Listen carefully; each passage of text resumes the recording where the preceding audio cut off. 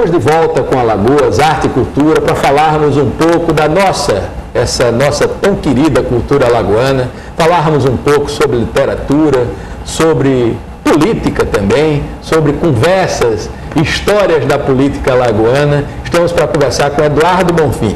Eduardo, um prazer tê-lo aqui no programa.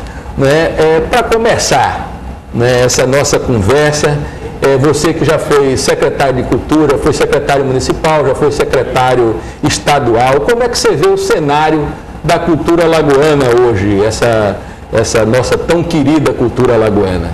Eu acho que a cultura alagoana ela sobrevive a qualquer circunstância, em qualquer época, porque a cultura tem como fonte principal a raiz popular. E tem como fonte principal também uma outra raiz, que embora ela não seja genuinamente popular no sentido de povão, são os artistas que produzem uma cultura mais reflexiva, seja na música, na literatura, no cinema. Então, dependendo do apoio, da intervenção do Estado na cultura, ela floresce mais ou menos. Eu sou do ponto de vista, Paulo, me perdoem os que têm uma opinião diferente, que no Brasil e no Nordeste, o papel da intervenção do Estado na cultura, ou seja, fazer com que a cultura floresça, intervir na produção, na arte, na música, na literatura, dizer como o escritor tem que escrever, não é isso. É o papel da ação propositiva do Estado, estimulando, e produzindo. É fundamental. Nós somos um país emergente, nós somos uma 12ª economia do mundo, mas vivemos hoje sobre um mundo globalizado, onde um ou dois impérios, principalmente um império, consegue, digamos assim, calcar, consegue definir até os nossos, o paladar de um sanduíche, e o paladar da cultura, e o paladar da arte, quer dizer, para isso é preciso resistir, e nós somos uma cultura fabulosa, porque a cultura brasileira, ela é antropofágica, ela tem a capacidade, e não sou eu que digo isso é de Darcy Ribeiro, e eu tenho como verdade isso, ela tem a capacidade de assimilar a cultura,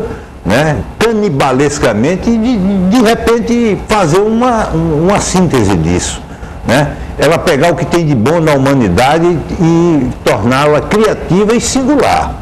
Tanto a cultura das raízes populares, essas precisam de muito maior apoio, porque elas são as nossas permanências.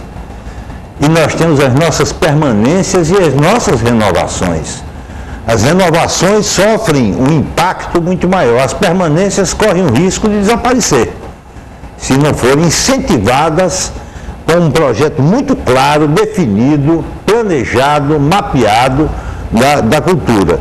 E as nossas renovações, elas para sobreviverem, os artistas novos, os músicos, aqui você falou no Júnior Almeida, mas tem tantos músicos que nós temos aí, uma geração que desponta, que eu acho que já não só desponta, é uma geração que já está qualificada. Nós temos que ter o papel do Estado. Não é o Estado paternalista. Isso aí você está falando uma coisa que para mim é interessante, porque tem duas visões nessa questão. Há aqueles que defendam que o Estado tem que se retirar da cultura, que a cultura é uma questão de mercado. Isso basicamente é uma visão neoliberal. É verdade. De que o Estado tem que se retirar e o mercado rege a cultura. Outra visão acha que não, que é essa que eu estou vendo que você defende, que o Estado tem que estar presente. Isso está presente no mundo, inclusive. Por exemplo, na Europa, na França, o Estado está fortemente presente na cultura. Já nesse império que você falou, ou no Império Norte-Americano, eles lutam muito para que a cultura seja subvencionada por grandes fundações e o Estado se retira dela. É mais ou menos isso, essas duas visões estão transitando aí, mais ou menos por aí? Exatamente. Você veja que na França um determinado número os cinemas franceses devem passar um determinado número e considerável, um percentual considerável de filmes franceses. Há um ressurgimento do cinema francês. E há também as épocas. Hoje eu acho que, digamos assim, há um grande império cultural. Eu acho que esse império cultural também é militar, é político, né? E eu vi ontem, eu vi um cineasta francês, o Claude Lelouch, dizendo que há duas coisas no cinema. Quer dizer, um cinema americano, que de tanto cortar, fragmentar, que o espectador luta contra a emoção. E o cinema francês, o cinema dele é o cinema de envolver a pessoa, o espectador, com a emoção. Eu achei interessantíssimo, né? Ele disse também, assim, coisas que não é muito típico dessa cultura de mercado. Ele diz assim, olha, o sucesso permanente, ele emburrece.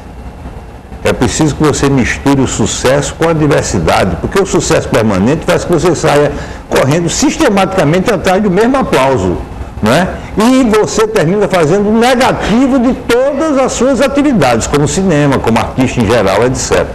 Então você veja que veja bem, Paulo, apesar de ter havido um crescimento muito grande em relação ao passado, há 10 anos atrás, do cinema francês, do novo cinema argentino, que é muito bom, do cinema mexicano, né?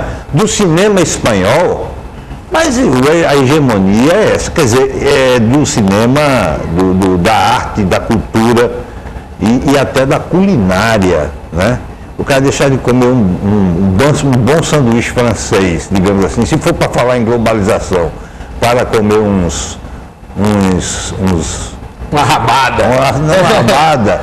Pode ser, não, mas eu digo assim, você anda aí e as pessoas fazem fila para entrar num sanduíche desse aí norte-americano. McDonald's, né? Pois é, vamos fazer a propaganda da McDonald's, né? Vamos fazer uma propaganda da McDonald's. Então eu acho. Mas é verdade. Então eu acho assim. Esquece o nosso paladar, né? Eu acho que é o bombardeio. É o bombardeio midiático. Você para estar inserido no contexto, como se dizia antigamente, você tem que comer, você tem que assistir isso, tem que fazer aquilo. Eu vou lhe dizer um negócio, viu, Eduardo? Aquele sanduíche para mim tem gosto de isopor. O cara come sem gosto de nada. O cara acha ótimo comer aquilo, da ideia de que você está comendo uma coisa maravilhosa, propaganda, como você disse, o bombardeio midiático. Mas quando você vai vendo, se você for olhar, não tem gosto de nada. A logomarca. A logomarca. É isso. Mas então, eu acho assim, se não existir, por exemplo, eu acho que o Nordeste é um dos lugares mais ricos em cultura. Né? Na cultura lato sensu, em todo sentido, da cultura das permanências, ou seja, que eu chamo das nossas raízes, são as nossas permanências. Um país não pode viver sem as permanências e com as renovações. Nem pode viver só com renovações sem permanência, porque perde sua identidade.